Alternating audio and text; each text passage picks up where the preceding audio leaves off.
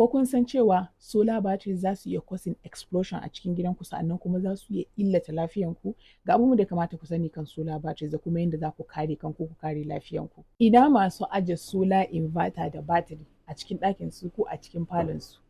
Wannan bidiyon naku ne. Kun ga irin wannan batirin wanda mafi yawancin waɗanda suke amfani da solar shine suke amfani da shi, ana kiran shi da lead acid battery. And duk lokacin da yake caji yana sake wani abu da ake kira hydrogen gas, wanda wannan hydrogen gas ɗin zai iya causing explosion. And again, wannan kalan battery yana sake wani abu da ake kira sulfuric acid mist. Sa'annan kuma yana sake lead particles cikin iska. So idan aka samu batirin ka aje shi a bedroom ɗinka ko kuma a falon ku, duk wani abubuwan da yake saki za su zauna nan cikin falon ku inda kuke kuna ta shaƙe su ba tare da kun sani ba, saboda ba wari da su ba kuma ba kala ne da su ba dai ka iya ganin cewa ga suna a cikin iska, kawai shaƙa za ku ta yi, an za su zo suna illata lafiyar ku kaɗan kaɗan. An idan batirin ya tsufa ko kuma ana ta overcharging ɗin shi ya fi zama haɗari. To idan batirin ya ta sakin waɗannan abubuwan ko kuma kuna ta shashaƙewa, ga wasu daga cikin alamomin da mutum zai iya samu. Akwai ciwon kai, akwai tashin zuciya, akwai amai, akwai dizziness wato mutum ya ɗan dinga jin jiri, akwai yawan gajiya. Kai har ma reproductive problems mutum zai iya samu ta dalilin wannan abu. To ga abubuwan da ya kamata ku in za su taimaka muku kiyaye lafiyanku sannan kuma ku kare kanku